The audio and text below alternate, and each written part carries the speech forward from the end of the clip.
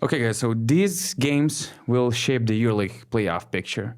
And I wanted to begin with the game that I expected will be overlooked in this episode. But apparently, we probably all had this game number one on our list. What is it, Donatas? It is Panathinaikos visiting Monaco on April 3rd. Why I picked this game? Because potentially it can shape a potential semifinal and Final Four drama that we might have in the Greek derby between Panathinaikos and Olympiacos. Because now Panathinaikos has an advantage over Monaco, but they lost the first game in Oaxaca. And if they lose the second one, then potentially they're dropping to top four. And I'm not saying this is... I'm not sure if it's bad or good for Pana to play Olympiacos in the semifinal. But to me, that would be crucial in general EuroLeague playoff picture because as a fan, I would rather go with the Greek derby semifinal instead of, okay, these teams could meet potential in the finals, but what if somebody chokes? What if there will be some upsets, which happen with the first seed teams usually in the EuroLeague history? So I think this one will be very, very interesting and important game. Looking forward to the entire EuroLeague playoff picture. And Monaco won the game away. So for them, it's just they only need to win that game at home. And I think they're the favorites. Panathinaikos, we all know how they have played it at, away from Oaxaca this season. They don't have... they have a lot of injuries right now. So I kind of see this one, leaning towards Monaco side and to the scenario you just mentioned. We have first place Olympiacos, fourth seeded Pana. If they make the Final Four, that's a potential huge matchup in the Final Four. And the team that won the derby in the semifinals have, I'm not sure if a team has won a title after that. So this is a super long shot, but that game will be huge. Just to understand who gets third place. I was surprised that Donatas jumped over the potential quarterfinal between the fourth seeded Panathinaikos if they lose against Monaco. That Panathinaikos automatically makes the Final Four and then faces up against... We all remember the huge condition. Yeah. Panathinaikos has to secure the top four seed in order to have a home court advantage, which is crucial. We've been talking about this the whole season. Exactly. Yeah. But talking about this situation, I also had this game because Panathinaikos has two games at home, two of them, one against Paris, one against Zvezda. I think at home we've seen that Panathinaikos can beat 99% of the teams, basically. And the games away one of them are against Maccabi, which is...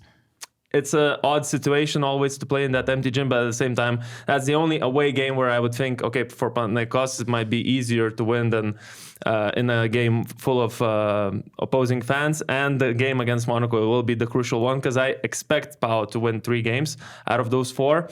And if they lose that one against Monaco, like you guys said, Monaco has quite a favorable schedule. They're playing Žalgiris, they're playing Olympiacos Piraeus. That's not an easy game, but I also can expect Oli to drop a few games now that they have practically secured the first seed.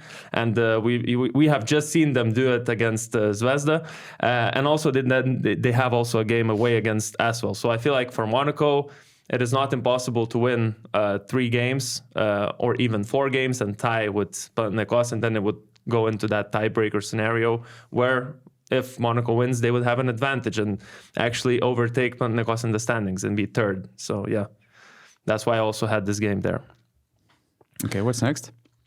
I think Paris also has to be there. Mm-hmm. But this one more from Paris standpoint of view.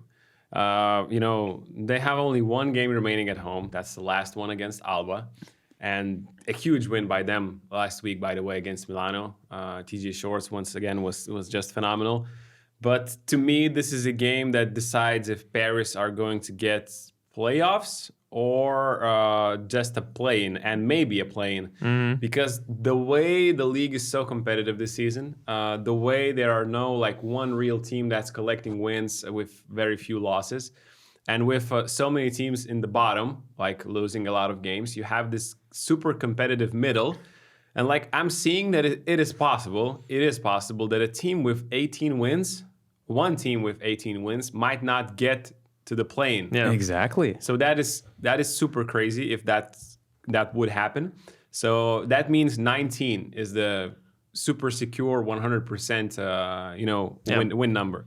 And you're So- assuming the win against Alba, right? I'm at home? assuming, a So win at least against one. Alba at home, and Paris have 3 games, super tough games all the Exactly. way. Pau, Fener, and Real Madrid. And the one game I'm looking for is Panathinaikos. I know only 2 teams have won in Oaxaca this season, but they have their own style. They play super fast speed. They like to punish teams that are not concentrated enough defensively. Ta-dam, you have the opponent that you can actually try to beat. But definitely you have to contain Kendrick Nunn and do a lot of different things. So I'm looking forward to this game. And this one is actually going to be before the Pau Monaco game. So it also makes it a bit more interesting from both sides. Okay, guys, so we have some great EuroLeague Panini cards on our table, and today we're gonna unpack the Prism Hobby Box that includes one special card with an autograph of the EuroLeague legend, 15 Prism cards with special features, and 25 inserts. And where can you find it? On traceandchase.com using our special code BasketNews5 for a 5% discount. Exactly. And we're going to do a blind unpacking. We're Yeah. going to pick our blind starting 5s from those. No redos. Exactly. You have 3 seconds to choose your whether you're taking this guy or this card into your starting 5 or not. And this is the first day, guys, we're doing. So don't be worried. So I'll be showing cards to you, and you have to decide on the spot whether you're taking it to your starting 5 or not. We'll be unpacking 3 packs, which means it's going to be 15 cards. Out of those 15, you'll get 5 cards in your starting 5. Let's start. Let's go, my without friend. This is my any- favorite part of the podcast. Let's go. Sasha Vezenkov. Of course, in. Okay. Easy. Immediately? And this one is nice. Some special it's features. Okay, it's okay. Tyler Dorsey Out. out. Okay. Not surprised. Ooh, this is an autographed No card by way. Chris Jones. I'm afraid you're gonna say no, right? Of course, in. Chris Jones with an autograph. Wow, an Amazing. autograph. This is the first autograph that I got. Man. Lucky Wow, and bastard. this one is special. It's like I mean, it no is special with an vertical, autograph, for horizontal. sure. yeah, Wow. yeah. Chago Splitter.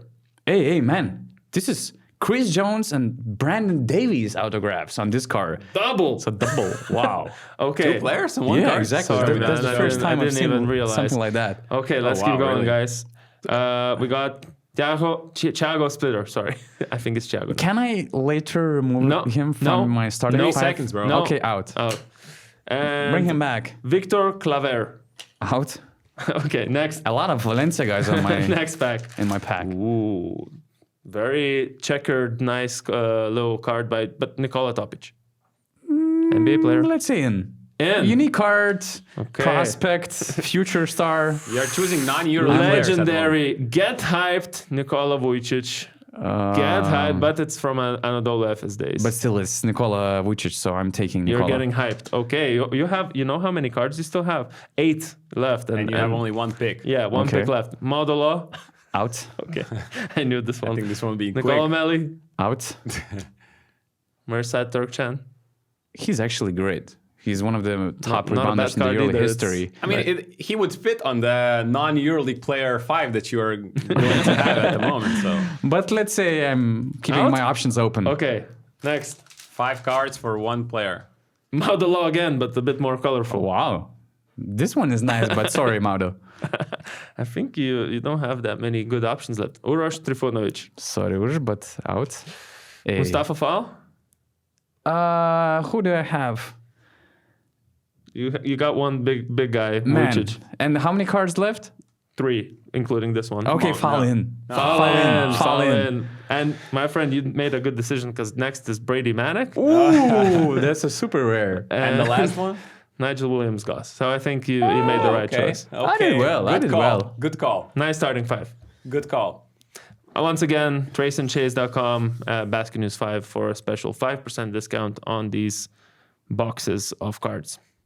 And we have to agree that, I mean, Paris must win at least one of those huge games away if they actually want to make the playoffs.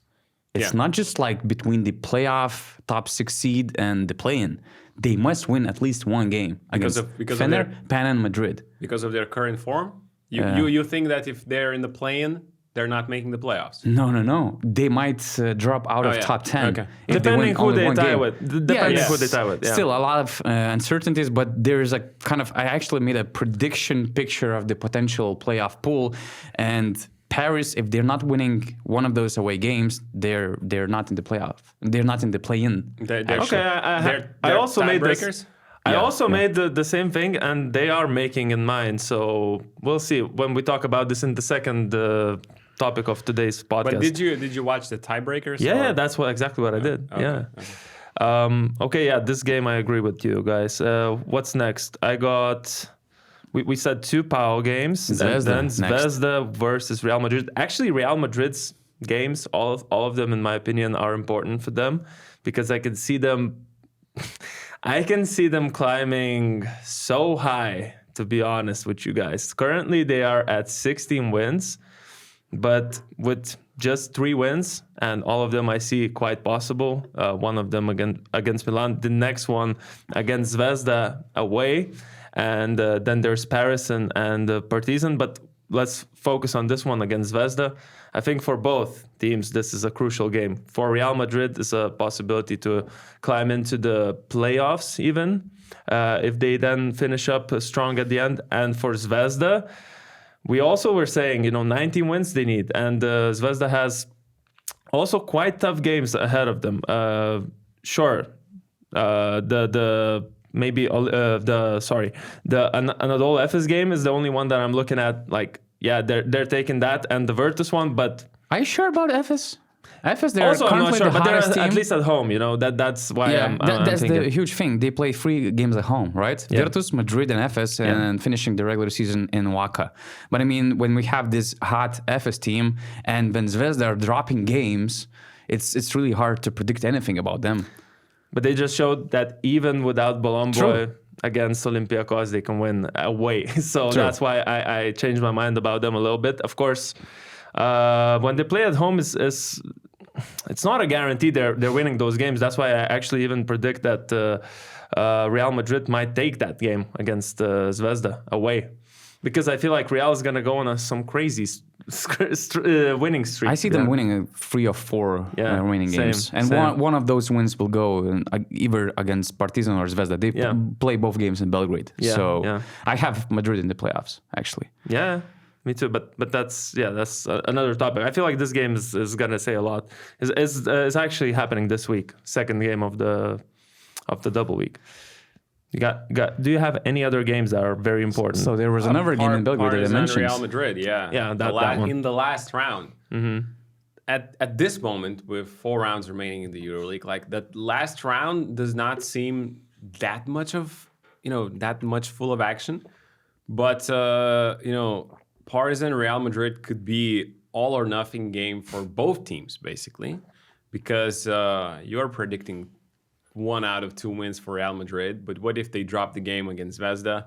They haven't been that great at home, that great away in the EuroLeague. Only 5 wins in 15 games. So it's not easy to win in Belgrade. And this could be a potential all or nothing game in a rivalry that's one of the few rivalries in the EuroLeague, or maybe the only rivalry that's cross country. Nope, it's not this single rivalry. We have a fresh rivalry in Lithuania, actually. So the second one. The second one. Yeah. My bad. I forgot. With the historical I forgot events. about that one. Yeah. So this makes it more fun with all the history these teams had, on high stage in the playoffs. So I'm looking forward to that one and hoping it would be with a lot of implications for both teams. Yep. And there is a chance that Partizan wins all 4 games remaining on their schedule. They're playing Alba at home, Bayern and Žalgiris away, Madrid at home. But the crucial one that actually probably will determine if this game against Madrid matters for Partizan happens in Munich. It's the second game of this double week, March 27, Bayern versus Partizan. Because as I checked Bayern's schedule, again, they have to win 19 games. Yeah, Bayern. They're playing 2 games at home against Partizan and Fener. The problem is that you barely can feel at home. Exactly. because those teams will have a huge support. But to win in Barca for Bayern might not be easy. Barca are rolling. And Maccabi, they're rolling as well. Maccabi as well, where Yeah, you think is the exactly. easy game, right? Hottest team since the Cup and FIBA break. And I watched the first game between Bayern and Maccabi in Munich. And actually, in my eyes, Maccabi were supposed to win that one. So Bayern must protect the home court if they actually want to make the playoffs. So this one against Partizan will be crucial for both because, again, it's very important looking head-to-head and just their playoff chances in general. For sure. And I have Bayern like right now. If they win against Partizan at home, I have them securing only 10th spot. And considering what they have done for the entire season, how they're standing right now, it's just a tough schedule, man. It's a tough schedule. These last 4 games, I think they have like for the teams that are still fighting for a play-in, they have like the toughest schedule. And for sure. And every game is crucial. And they have been phenomenal at home. But the 2 last remaining home games are home games. So yeah.